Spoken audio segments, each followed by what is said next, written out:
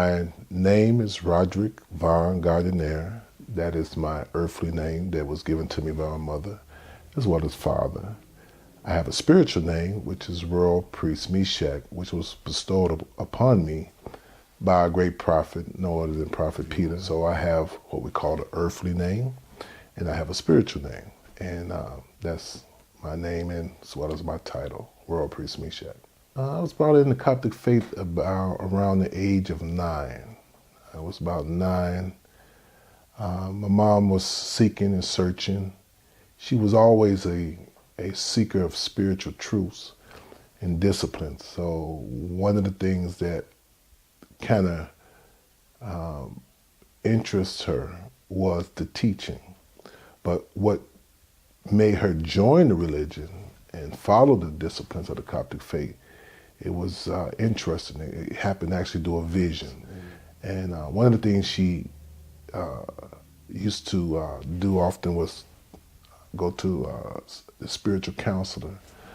His name was Reverend Robeson. I remember him very well. He was an Indian. And so she sought him out for spiritual guidance. And he told her many things. One of the things he told me when I was young, he spoke in behalf of my brother about what he would be and how his life would kind of guide and direct him.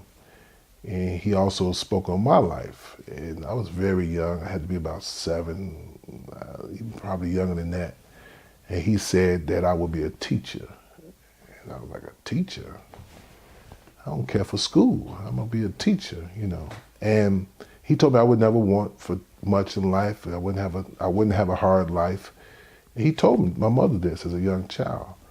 And so what got her, I guess, interested in the church was a childhood friend, which is actually, her name was Elaine at the time. Her name was changed under our temple at Coptic Nation Temple at Queen Bethlehem.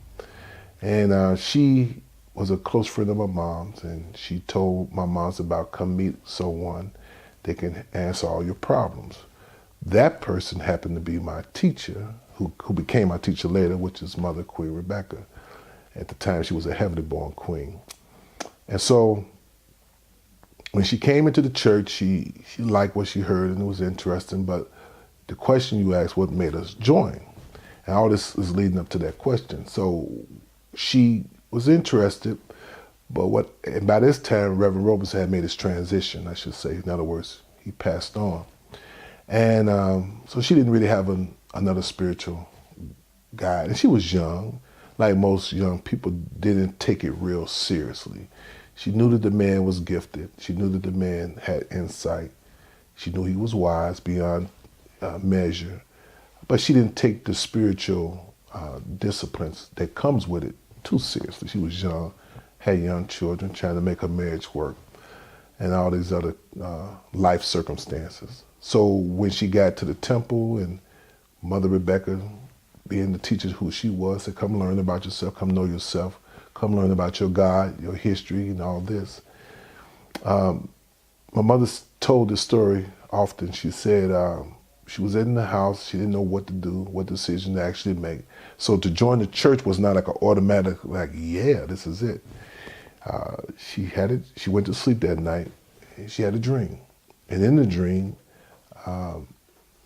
Prophet Peter, at the time, who was the leader of the church, and Reverend Robeson came in to her doorway of her bedroom, stood at the door. She said at the time the prophet had his full garment on, crown and robe.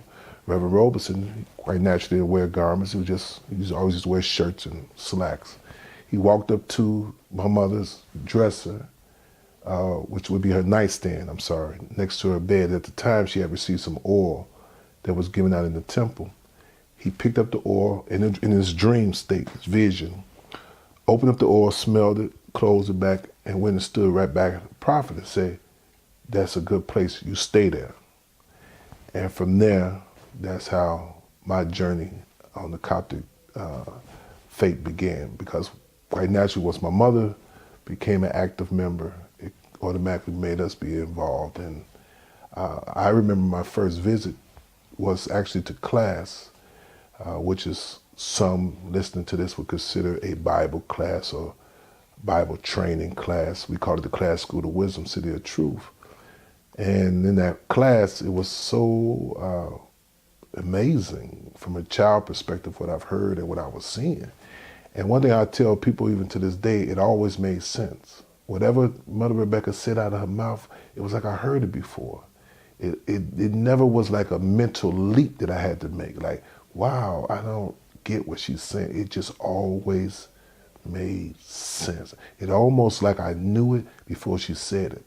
So, but when I got to the temple, which is the old structure of the temple, I saw the people in the garments, and I told my moms, I said, wow. I remember pointing out to the Empress, I said, I want you to be that, whatever that was, I didn't know at the time. And so we started running, and that's how I was introduced to the Coptic faith. Actually through my mom's, which was a forerunner way before I became what I became in the faith. Or I would say as I became wiser and stronger and understanding, she was the forerunner, my mother, which is actually Queen Nefertiti. Well, at the time when we joined, it was the True Temple of Solomon, which is located in Chicago, Illinois, and the address is 7138 South Halsted.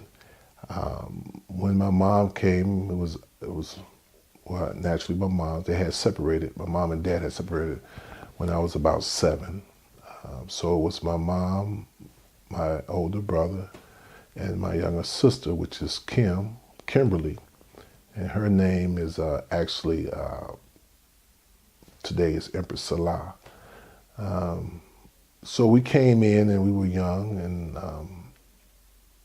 I was just like any other child, going because it was your duty as a child. Your mother made you go. And I've always enjoyed the Coptic faith. The things that I witnessed and I experienced, I didn't always have the right, or I don't want to say the right understanding. I didn't always know exactly what I was experiencing, but I knew I was experiencing something great. And from there, just like any others, I started a Little People's Church, which is called the Generation of Tomorrow, where, to those who listen, that's where the young people sit under the age of 12. We have a designated section in the temple. And in that section, I sat there often with other young children, boys and girls, observing the service. And from there, when you get of age, then you are moved into the student degree, which is started at the age of 12. And just like that, I entered into the student degree at the age of 12 under the instructions of my teacher, which was my mother's teacher, Mother Rebecca. And that's how that transition of the faith started to really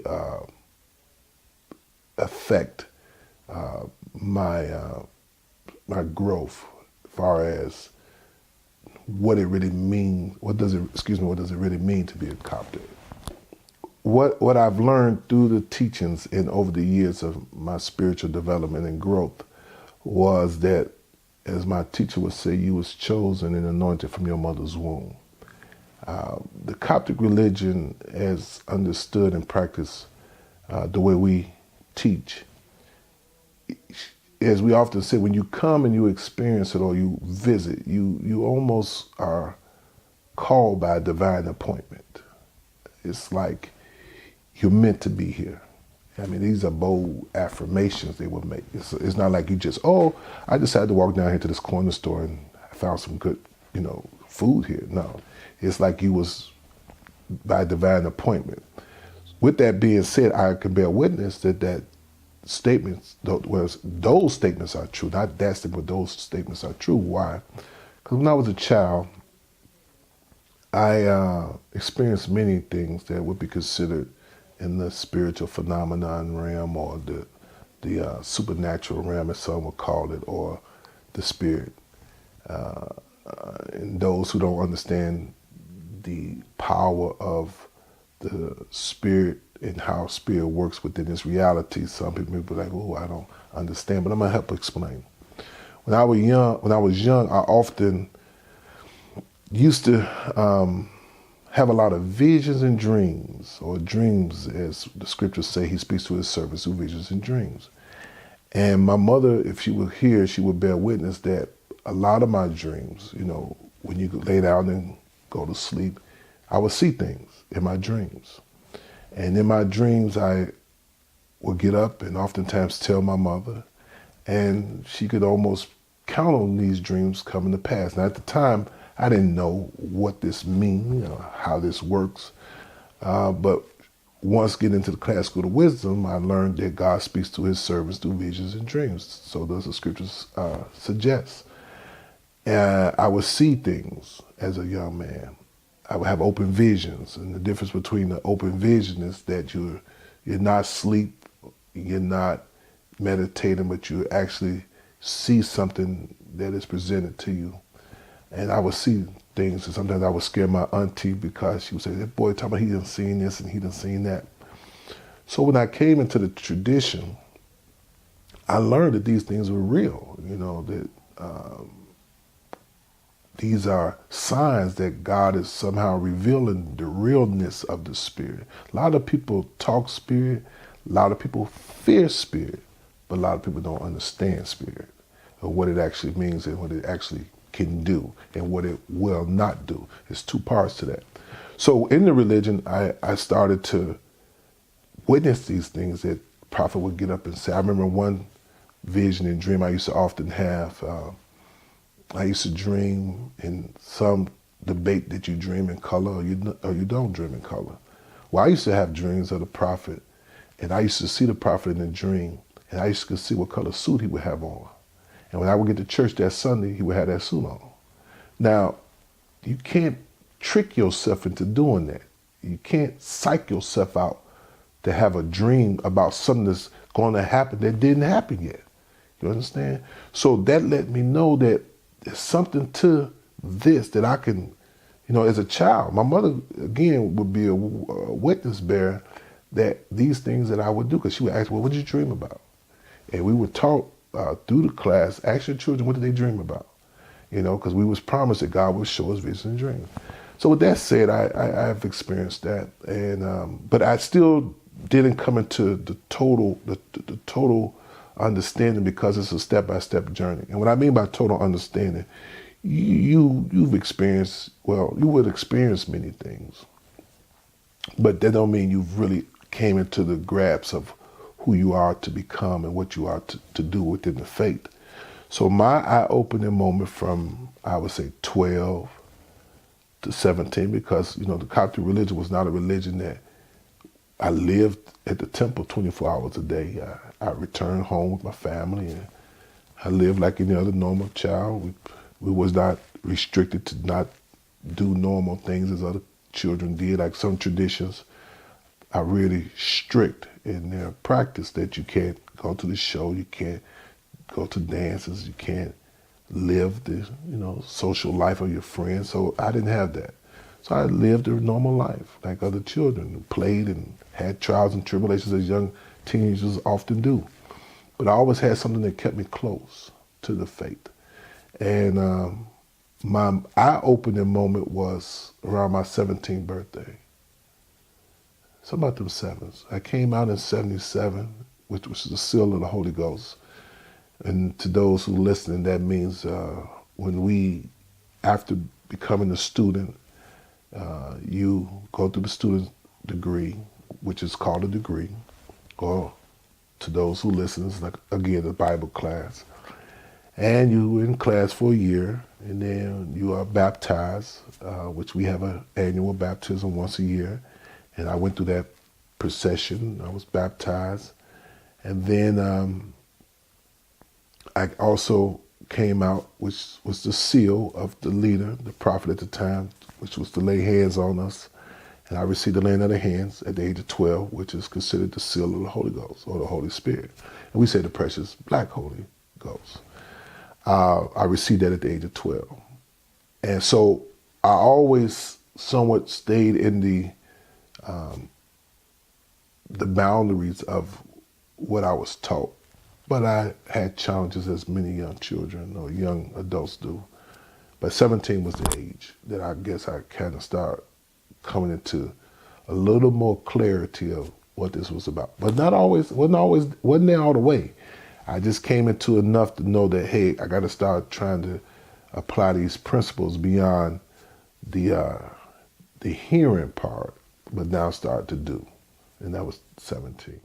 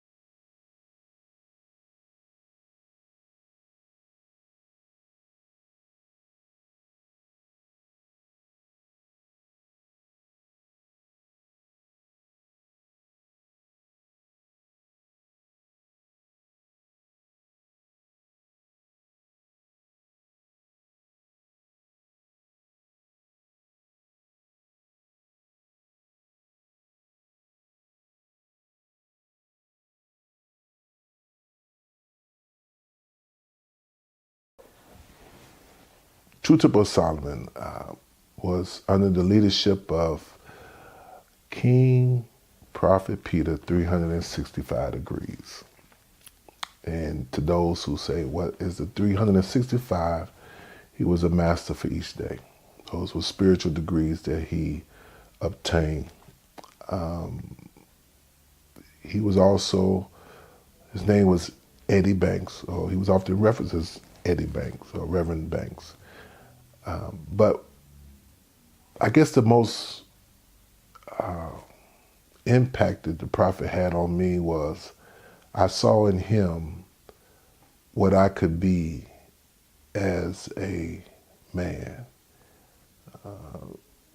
As a young man growing up in Chicago, there are many influences that you can look towards, but prophet did it in a way that he did it so.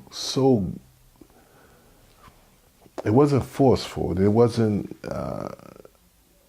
He was smooth, I should say, in his approach. It was almost like he did it with great wisdom, where you didn't know you was being influenced just by him being present. His mannerisms, his wisdom. He was a very wise prophet. His love for people. You didn't have to debate that the prophet loved the people. He demonstrated that. How he taught us how to be fathers, and taught us how to be men among men. And so from him, without me knowing this was happening to me, how it was impacting me, within my spirit, I was drawn to the prophet. Not only I, but many others. Many drawn to him, and his leadership to me, and I bear witness that I say he was the greatest leader I ever seen that walked the face of the earth. But that's my leader, and I don't repent or apologize for it, because every man has the right to see his leader or teacher is the greatest man that ever walked the earth. Well, he was the greatest man that I've ever walked the earth, and I experienced in the physical form, who was teaching divine and righteous principles. Now, there are many others, but he is to me the greatest. because he the one saved me and revealed to me the reality of this true and the living God. So therefore, I give him that great honor.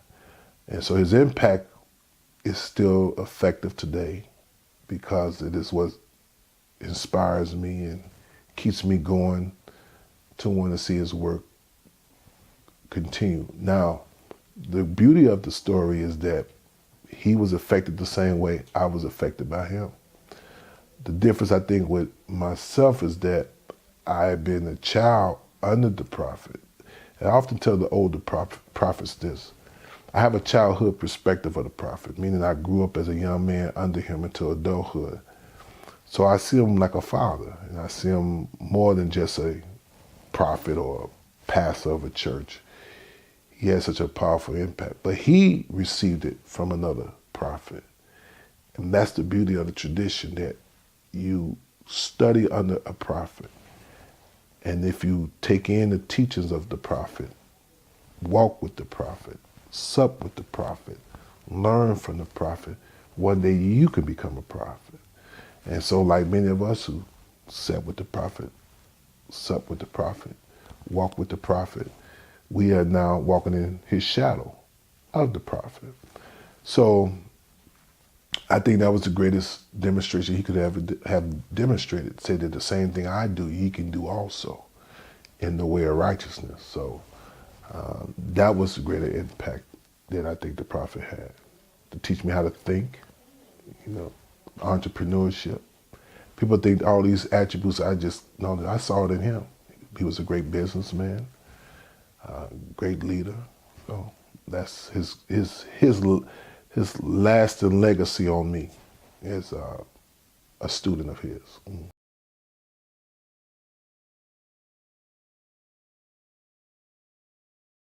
Oh, also, yes, his wife, catered to be Queen Captain. One of the uniqueness, one of the things that is unique, I should say, about the Coptic tradition is that we believe in male and female 2 by 2, husband and wife. I think out of all the traditions of the world, Prophet Cicero, who we also call Melchizedek, balanced the religion out with husband and wife.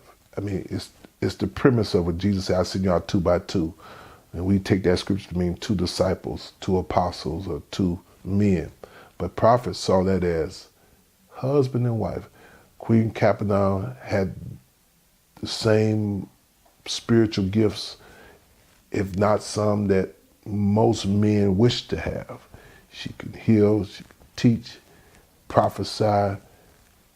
If she needed to preach, she could do that.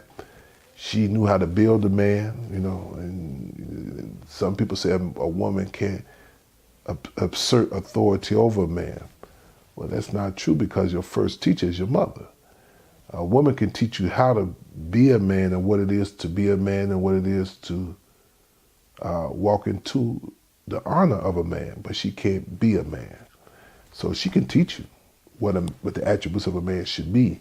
You just have to know that because she is a woman, you still have to find the wisdom in her teaching to find your strength as a man. And I think Prophet Cicero changed that whole paradigm of women can't teach men. But she taught, and she was loved. She's the queens of queens. And they demonstrated that great union in the church.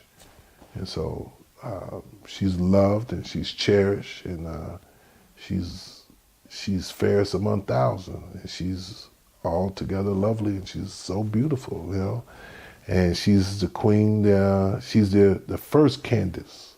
Anybody who has the title within the Coptic faith in North America, she is the first Candace. Not the first Candace in history, but the first Candace of the Coptic faith in America.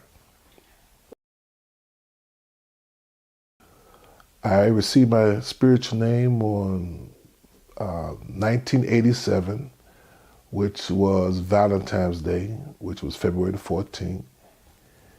And it was the most remarkable day.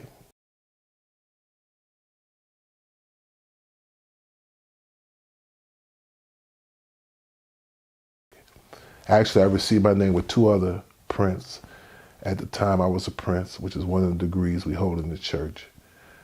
I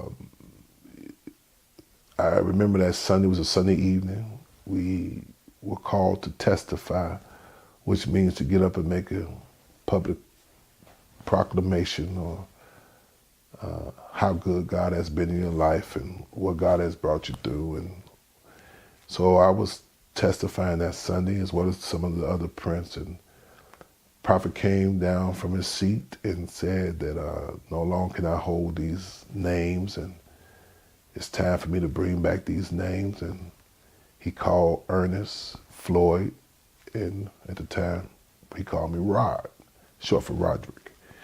And Floyd received Shadrach, I received Meshach, and Ernest received Abednego, in that order. And so it wasn't like we were comrades or buddies or friends like that. We was in the same degree. So it was like, he said, give me these 3 friends right here that hang out together, and I'm gonna change our name. No, he said those were our names, and that name been a blessing to me ever since.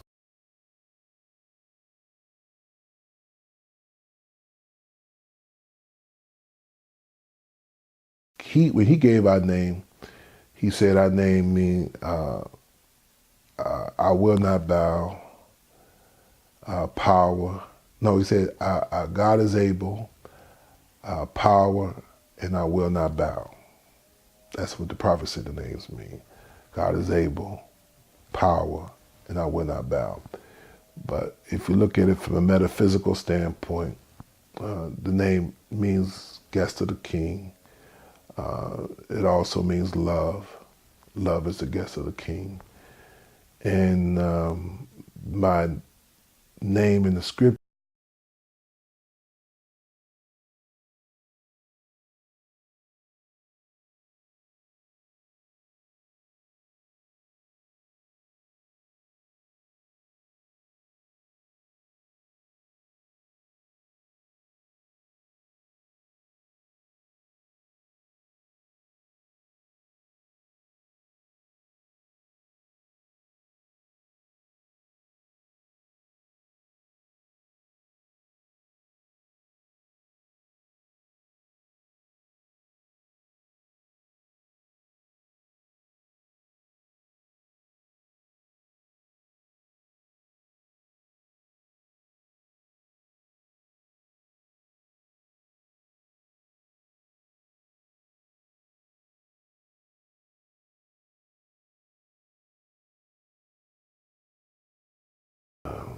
Coptic Nation Temple came about through, again, a vision, as well as a desire to advance the teachings and the works of the prophet beyond where he had taken it. I often say that Prophet Cicero, which is our founder, he founded it, Prophet Peter established it. It was our job to expand it. And this is what this video is all about, to expand it on a broader scale, to let the world know that we're here. And we're not going nowhere, and our time has come, that the world know this side of the story that has never been told. But at the time, when the prophet had made his transition, which was in '89, which was in December, meaning we, my family and I, we stayed at the temple. And at the time, I didn't have a vision of starting a temple. My vision was to stay there and keep the vision of the temple going, which is True Temple of Solomon. I love the True Temple of Solomon. I love it to this day. You can't make me speak harsh or ill against the temple, because that's where I was birthed. Now, because that's the place I was birthed, and the place that gave life to me in all the areas of my life that I think I have grown in, doesn't mean that I can't be critical of the house that I came out of. And the only reason that be because I love it so much. That's the only reason. So I stayed because of the love. I stayed to see it grow, to remain open, to raise money, to, at the time I started teaching, which is a very crucial part of the faith, because you have to be a teacher to build people, which we call the classical of wisdom. So I started teaching, and from there, I was ordained in '95.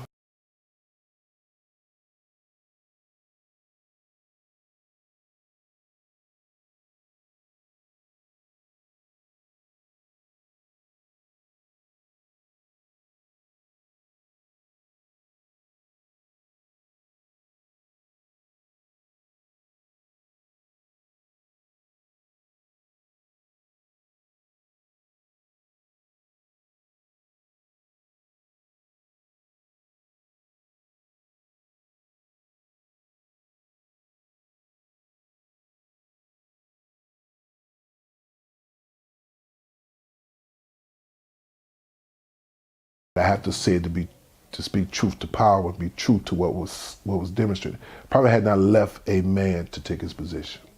His phrase was, "Before I put it in the wrong hands, I'll go to glory, and I'll reveal it to you at a later date." Now, you can take that and translate that 1,000 different ways. But those who know, know. And them who don't know, they don't know what that really means. So what it means is that no one really was given the office of the prophet once he transitioned. So there were brothers put in place. One was Prophet Joseph. He was asked to be, he was removed. There was Prophet Andrew.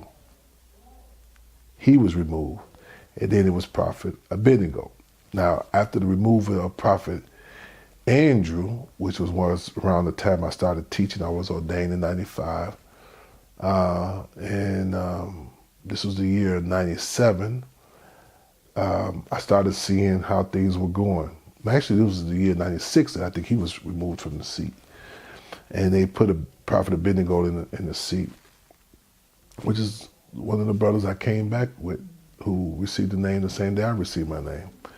And so I didn't ever see myself as a leader. I saw myself as being a representative of the prophet. Even when he was here physically, I wanted to be a representative in the future of my service. So when I saw that the church was going into all these different directions that I didn't understand or agree, I prayed and asked God, what do I do? Because it was hard to go to a place that I didn't know their vision of the church. And so the prophet came to me in a dream. Actually, we're having this video in my home. Right on the side of my house, there's a tree. And I was walking with the prophet on the side of the house, and I'll never forget, I took his trench coat on, put a coat on him. And he said, "Meshach, I want you to finish up what I started." And I said, "Okay, prophet." So as we walked, he walked past the tree, he vanished, and I was just standing there. So when I rose from my dream, again, I told you I was a child that had many visions and dreams. I came to my wife.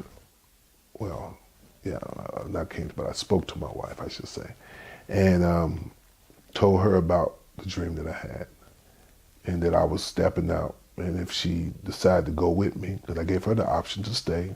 I told my mother as well, and I told my class as well, and I gave them all the option to stay, but I had to go. I didn't know what it looked like, where I was going, how I was going to look. And I told them all to pray about it and have a way you're guided. If you want to follow Prophet Andrew, follow Andrew. If you want to stay the temple, stay the temple. And I'm so grateful I did that. I did not lose a class member or my class. And I did have one come, but he stayed. He was a prince at the time, but he returned because his family was pulling on him. But outside of that, I had all came and many more after. So the name Coptic Nation Temple came through my mother. She called me one morning and said, "You should name the temple Coptic Nation Temple." And from there we started in my home. And that was February the 21st, 1997. We started in my home, and from there it has been growing. It has its ups and downs, but that's the start of the Coptic Nation Temple.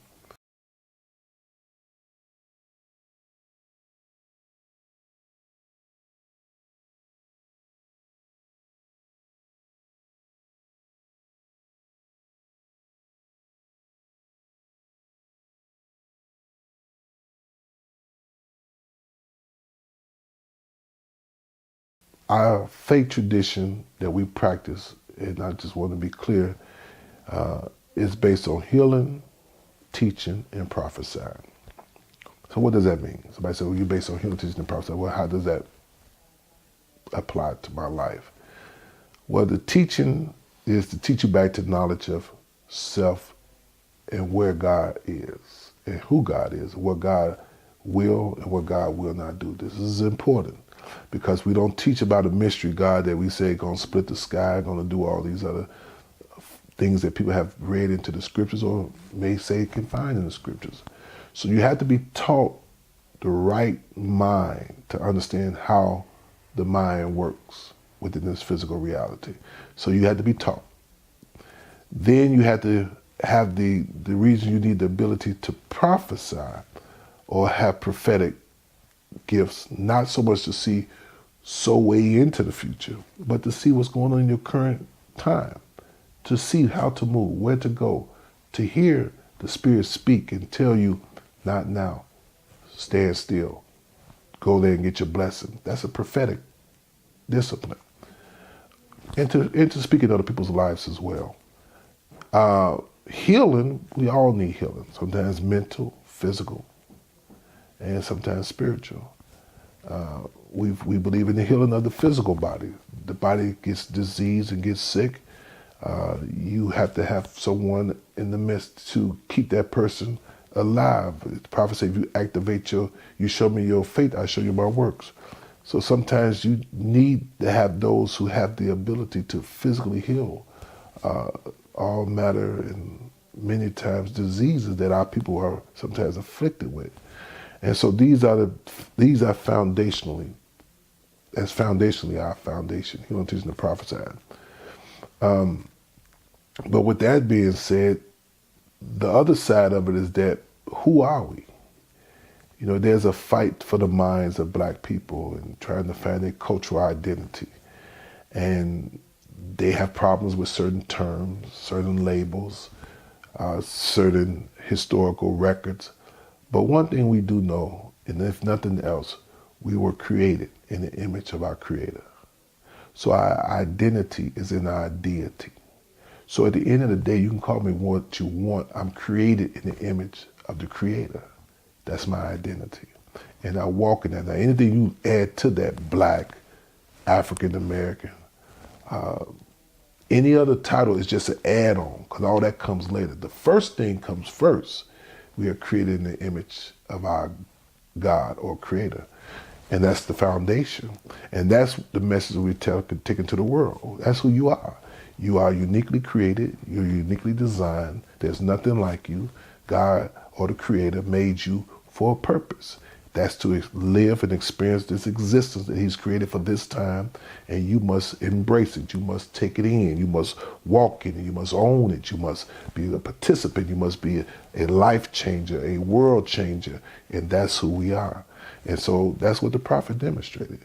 He said, I am that I am. And that's the name we use, because when you say that, there's no confusion. There's no mistranslation. I am that I am. You're one with the Creator. And that's the message. That's the core message. That's the strength. That's the backbone of this tradition. Everything else, the historical records, the teaching, the historical identity, the black prophets, the black teaching of the black Messiah, the black Mother Mary, some refer her as the Black Madonna, the ancient teachings of Egypt, the historical teachings of the Bible, from the Torah to the biblical versions of the Bible.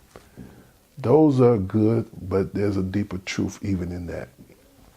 So our message to the world is that we are here to free the captives, freedom from themselves. That's your worst enemy, is self. And when you free yourself from self, then no man can ever bound you.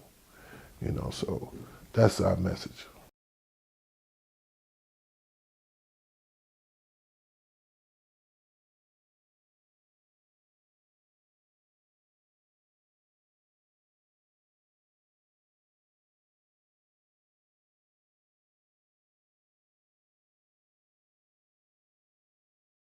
The only difference, the difference is that our Coptic faith in America was founded by Prophet Louis Cicero Patterson, who is also known as Melchizedek.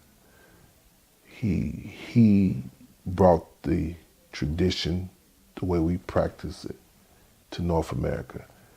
When we say Coptic after the order of Melchizedek, that means from the biblical perspective, he was one who appeared in the scriptures.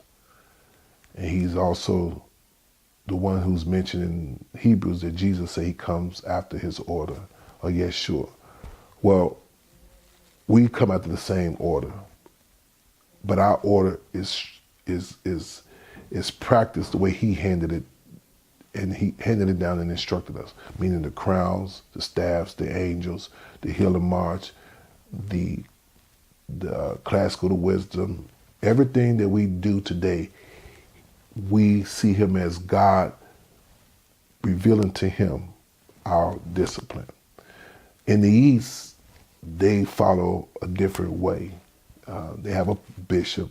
I mean, they have a pope and they have bishops, and they have a different structure. Prophet took the name because Coptic is just a Greek word for Egyptos, or Egypt.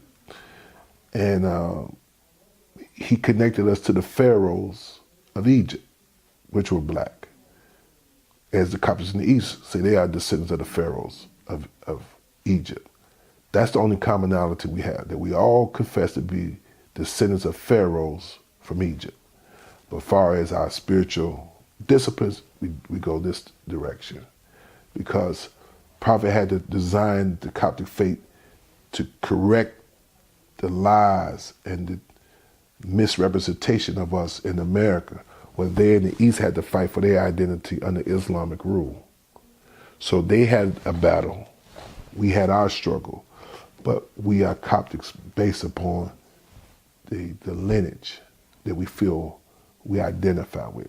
But in principles, some are similar, but there's a distinct difference. So this is why it should be made clear that we are Coptics after the order of Melchizedek, who we see as the Melchizedek spirit is in Prophet Cicero, who founded and established the Coptic faith in North America.